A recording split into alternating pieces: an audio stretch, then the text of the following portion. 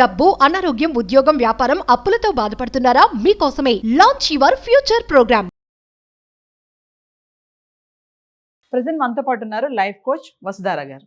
నమస్తే మ్యామ్. నమస్తే అండి. మేడం, చాలాసార్లు కొన్ని వీడియోస్లో కొన్ని కామెంట్స్ వస్తూ ఉంటాయి. ఎంతసేపు ఆడవాళ్ళకే చెప్తా ఉంటారు, మంచి భార్య ఇలా ఉండాలి, అమ్మాయి ఇలా ఉండాలి, ఆడపిల్ల అంటే ఇలా ఉండాలి, అక్కడికి వెళ్ళకూడదు, ఇక్కడికి వెళ్ళకూడదు అని చెప్తా ఉంటారు. అబ్బాయిలకి ఎందుకు చెప్పరు, మగవాళ్ళకి ఎందుకు చెప్పరు, ముఖ్యంగా భర్తలకి ఎందుకు చెప్పరు అనేసి కొన్ని కామెంట్స్ చూస్తున్నాం మనము. అయితే ఈరోజు నా క్వశ్చన్ ఏంటంటే, మంచి భర్తకి ఉండాల్సినటువంటి లక్షణాలు అంటే ఈ లక్షణాలు ఉంటే ఇతను మంచి హస్బెండ్ అని అంటే కొంతమంది భర్తలు కోపం వస్తుందేమో, మాకేంటి మేము గుడ్డే కదా, మేము అన్నీ బాగానే ఉన్నాం కదా అని అనుకుంటారు. ఒక్కసారి ఏంటి ఆ లక్షణాలు ఏముంటాయి అసలు మంచి భర్తగా ఉండాలి అంటే? మీరు చెప్పేది కరెక్టేనండి. ఎక్కువ అమ్మాయిలకే చెప్పబడింది, ఇలా ఉండాలి, ఇలా ఉండకూడదు, ఇక్కడికి వెళ్ళండి, అక్కడికి వెళ్ళండి. అంటే ఒక భార్య అనేసరికి ఇంకా స్పెషల్గా చెప్పారు. షాట్ గుణ్యయుక్తాకుల ముద్ధరంతి అనేసి, కార్యేషు దాసి కరణేషు మంత్రి భోజేషు మాత, ఇలాంటివన్నీ చెప్పారు. కరెక్టే. భర్తలకి ఎవరు చెప్పలేదు అనేది వాస్తవం కాదండి. ఇలా ఈవిడకు చెప్పడం జరిగినట్టే అతనికి కూడా చెప్పడం అనేది జరిగింది. చెప్పారు. నేను ఒక వీడియోలో చూశాను, చాగంటి గారో గరికపాటి గారో చెప్పారు, ఇలా ఉండాలి ఒక భర్త అనేవాడు. భర్త అనేవాడు భార్యని ఎలా చూసుకోవాలి అనే విషయాలు వాళ్ళకు కూడా చెప్పబడింది. కాకపోతే ఏంటంటే, ఈ మన ప్యాట్రియార్కీలో విమెన్ని కంట్రోల్డ్గా ఉంచే ఒక భావజాలంలో వీటిని బయటికి రానివ్వలేదని నేను అనుకుంటున్నాను. ఎందుకంటే ఒకటి అమ్మాయిలకే చెప్పటం ఎందుకు అంటే 2 కారణాలండి. ఒకటి, ఎదిరిస్తే స్ట్రెస్, అక్కడి నుంచి రిటాలియేషన్ వస్తే ఇంకా నొప్పి, బాధ, ఇంకా పెళ్ళైన అమ్మాయి మన ఇంటికి వస్తే మన పరువు, ఇలాంటి కారణాలన్నిటి వల్ల కూడా అమ్మాయిని పడి చావమని చెప్పలేదు. కాకపోతే ఏంటంటే సర్దుకుపోవాలి అని చెప్పటం అనేది మాత్రం జరిగింది. ఆ చెప్పటం వెనకాల నెగటివిటీ కంటే కూడా కొంత పాజిటివిటీ అని తీసుకోవచ్చు మనం. ఇలా ఉంటే అతని నుంచి నీకు సమస్యలు రావమ్మా, వాళ్ళ నుంచి నీకు సమస్యలు రావమ్మా, సర్దుకుపోవాలి. కానీ కాలక్రమేణా అదేం జరిగింది అని అంటే, మేమేం చేసినా సర్దుకొని పడి ఉండాలి ఆడది అనే స్థాయికి తీసుకొచ్చారు. అది తప్పు. ఏం చేసినా పడి ఉండాలి, పడి ఉండకూడదండి.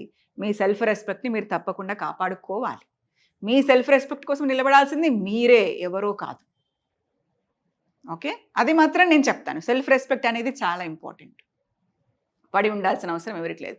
ఇకపోతే భర్తకు సంబంధించిన, భర్త ఇలా ఉండాలి అని ఒకటి చెప్పారు కదా, దానికి నేను అదే ఒక వీడియోలో చూశాను అనమాట. ఇలాంటి పెద్ద ఆయన ఎవరో చెప్పారు. దాంట్లో ఒక్క సన్నివేశం గురించి చెప్తాను. ఇప్పుడు దాంట్లో చెప్పబడింది ఏంటి అంటే, మీ అన్నగారి కొడుకు వచ్చాడు, మీ ఇంటికి వచ్చి కూర్చున్నాడు. బాబాయ్, నేను చదవలేకపోతున్నా, నాకు మన ఊర్లో ఏ ఉద్యోగం దొరకలేదు, నేను వచ్చి నీ దగ్గరే ఉంటా, ఏమన్నా కోర్సులో నన్ను జాయిన్ చేయి, నన్ను ఒక ఉద్యోగంలో పెట్టించు, నాకు ఇంకేం తెలీదు. అన్నగారు కూడా చెప్పేసిండ్రు, అరే నాన్న తమ్ముడు, వీడి వల్ల ఏం కాలేదురా, నువ్వు చూసుకో. ఇప్పుడు ఈ సదరు భర్త అబ్బాయికి మాట ఇవ్వాలి అని అంటే ఏం జరుగుతుంది చెప్పండి?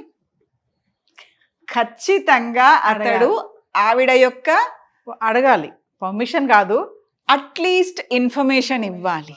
సరే, ఇన్ఫర్మేషన్ కూడా ఇవ్వకుండా, సరే అన్నయ్య నేను చూసుకుంటా, సరేరా నేను చూసుకుంటారా అని అతను చెప్పగలిగాడంటే అతని ధైర్యం ఏమిటి? ఈ అమ్మాయి వైఫ్ నన్ను అర్థం చేసుకుంటుంది, నా రెస్పెక్ట్ని కాపాడుతుంది, నేను ఒకరికి మాట ఇచ్చాను, ఆ అమ్మాయి దానికి అవసరమైన సహయోగమే కానీ, హెల్పే కానీ, ఇంకేదో కానీ నాకు ఆవిడ చేస్తుంది అనే ఒక నమ్మకం కదా. మరి మీకు మీ భార్యకు సంబంధించి ఎన్ని రకాల ప్రీ కన్సీవ్డ్ నోషన్స్ అంటారు వీటిని, అంటే ముందే ఊహించేసుకోవడం. అమ్మాయి చేస్తుందా? అడగరు. నువ్వు చేయగలవా? అడగరు. కొందరు ఇన్ఫర్మేషన్ ఇస్తారమ్మా, ఇలా ఉందమ్మా, ఇలా ఉందమ్మా. సరే, ఈ కాలంలో ఇంకొంచెం ముందుకెళ్ళారు, ఇది ఇలా ఉంది, ఏం చేద్దాం అని డిస్కస్ చేసేవాళ్ళు. I really salute them. ఎందుకంటే మీరు ఒక నిర్ణయం తీసుకోవాలన్నా, ఒక బయటి మనిషిని ఇంట్లోకి తీసుకోవాలన్నా, మీరు మీ సహధర్మచారిని, మీ లైఫ్ పార్ట్నర్ ఆవిడ. పార్ట్నర్ అంటే ఎలా చూసుకోవాలి? మీ బిజినెస్లో పార్ట్నర్ ఎలా చూసుకుంటారు మీరు? ఈక్వల్ డెసిషన్, ఈక్వల్ అని చూసుకుంటారు కదా. సో మీ లైఫ్ పార్ట్నర్ ఆవిడ, ఆవిడతో మీరు డిస్కస్ చేయాలి. ఇంపార్టెంట్ డెసిషన్స్ అన్నిటికి కూడా ఆవిడ యొక్క సహమతి అనండి, డిస్కషన్ అనండి, తీసుకోవాలి మీరు. ఇంకొకటి, చాలామందికి, అందరూ అని చెప్పను, చాలామంది చెప్పేది వినిపించుకోరు. ఏంటి నువ్వు నాకు చెప్పేది? నీకేం తెలుసు? నాకేం తెలుసో లేదో నేను చెప్పింది విని దాన్ని మీరు కొండొకచో పాటించి లేదా ఇంప్లిమెంట్ చేసి చూస్తే కదా నాకేం తెలుసో తెలియదని మీకు తెలిసేది. సో దయచేసి ముందు వినండి. అట్లీస్ట్ అమ్మాయి చెప్పేది వినండి. అది ఆ అమ్మాయి ఎమోషనల్ బాధ అవ్వచ్చు, లేదా ఇంకే కొన్ని విషయాలలో సజెషన్ అవ్వచ్చు, పిల్లల స్కూల్ విషయంలో సజెషన్ అవ్వచ్చు, ట్యూషన్ విషయంలో సజెషన్ అవ్వచ్చు, పిల్లల్ని ఎలా చూసుకోవాలి, ఇంకేదైనా చెయ్యాలా, వాళ్ళ కెరీర్ అనండి, ఇంకేదో అనండి. ఆవిడకి తెలిసింది ఏదో ఆవిడ చెప్తారు, వినరు. వినకముందే కొట్టుబడి నీకేం తెలియదు ఊరుకో. స్టార్టింగ్లో 10 సార్లు చెప్పారు నీకేం తెలియదు ఊరుకో, నీకేం తెలియదు ఊరుకో, నీకేం తెలియదు ఊరుకో. 11వ సారి ఆవిడ చెప్తుందా? ఆవిడ చెప్పకపోవటం ఈగోనో ఇంకేదో కాదండి. నేను చెప్పటం వల్ల ప్రయోజనం ఏమిటి? లేదు.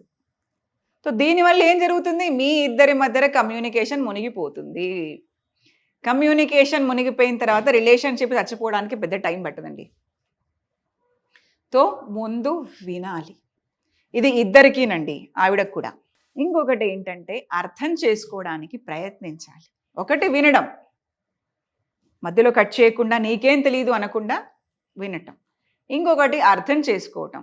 అమ్మాయి చెప్పింది ఏదో చెప్పింది, ఇతనికి అర్థం అవ్వలేదు, విన్నాడు. అప్పుడు ఇది ఏంటో నాకు అర్థం కాలేదు, నువ్వు సరిగ్గా చెప్పగలవా, ఇంకొంచెం డీటెయిల్గా చెప్పగలవా, నువ్వు ఏం చెప్తున్నావు, అసలు ఏమైనా అర్థం ఉందా దీనికి, రెంటికి ఎంత తేడా ఉంది. కొంచెం నెమ్మదిగా విని అర్థం చేసుకోవటం. ఇంకొకటి వచ్చేసరికి కొంచెం ఈ రొమాంటిక్ అనండి, వీటిలో కొంత స్త్రీలు హెజిటేషన్కి గురవుతారు. అది మన కండిషనింగ్. సో ఆ విషయంలో కొంచెం సపోర్టివ్గా ఉండడం అనేది, కొంచెం ఇనిషియేట్ చేయడం అనేది ఆ అమ్మాయి ఖచ్చితంగా అతని నుంచి ఎక్స్పెక్ట్ చేస్తుంది. చెయ్యకపోతే డ్యామేజ్ అయ్యేది వీళ్ళ యొక్క ఇమేజ్. సో ఆ ఇనిషియేషన్ అనండి, ఆ సపోర్టివ్ అనండి వాళ్ళ దగ్గర నుంచి ఉండాలి. ఉండకపోతే వీళ్ళ ఇమేజే డ్యామేజ్ అయిపోతుంది అక్కడ కదా. ఇంకొకటి, ఏ సన్నివేశం వచ్చింది, ఒక సందర్భం వచ్చింది, నాకు సమస్యలు వచ్చేసినాయి, సపోజ్ నేను హస్బెండ్ అనుకోండి, సమస్యలు వచ్చేసినాయి, చెప్పరు. ఇతనికి ఇతనే పిసుకుంటూ ఉంటాడు, ఇతనికి ఇతనే బాధపడిపోతుంటాడు. బాధపడటంతో ఆగదండి, అది వచ్చి ఇంటి మీద అందరి మీద చూపించడం, ఫ్రస్ట్రేషన్లో అరిచేయటం, అందరినీ కోపడేయటం. వీటిని సాధారణంగా ఇంట్లో వాళ్ళు ఏమనుకుంటారు, యాంగర్ ఇష్యూస్ అనుకుంటారు. ఇది యాంగర్ ఇష్యూస్ కాదు, నేను స్ట్రాంగ్ అని చెప్పాలనుకునే ఒక భావజాలంలో పడిపోయి నొప్పిని దాచేసుకొని ఎవరికి ఏమీ చెప్పకుండా అరిచేయటం. దానివల్ల ఎవరికి ప్రయోజనం?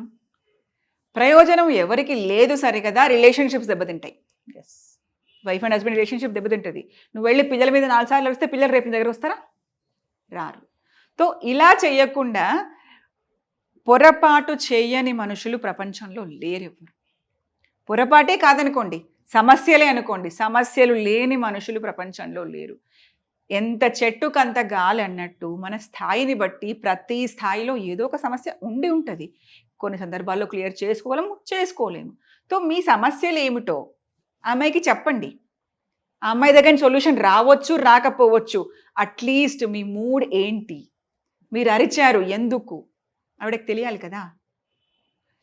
సో కొంచెం నెమ్మదిగా ఉండండి. ఏమైనా సమస్యలు వస్తే మీరు ఒకవేళ లూజ్ అవుతుంటే, కనీసం ఏదైనా ఆర్గ్యుమెంట్ అయినప్పుడు గట్టిగా అరిచేస్తే కూడా కొంచెం పాజ్ తీసుకొని ఇది ఎక్కడి స్ట్రెస్సో నేను ఇక్కడ చూపిస్తున్నాను, అలా దయచేసి చేయకుండా ఉండటమే కరెక్ట్. ఏ స్ట్రెస్ దాన్ని అక్కడే హ్యాండిల్ చేసుకునే ప్రయత్నం చేయండి. ఇక్కడ ఈవిడతో మీకు ఏముంది సమస్య, అదే మాట్లాడండి. సో ఇంపార్టెంట్గా వినటం, అర్థం చేసుకోవటం, రెస్పాండ్ అవ్వటం, ఇవి వాళ్ళు ఎక్కువ విమెన్ ఆశిస్తారు. Thank you.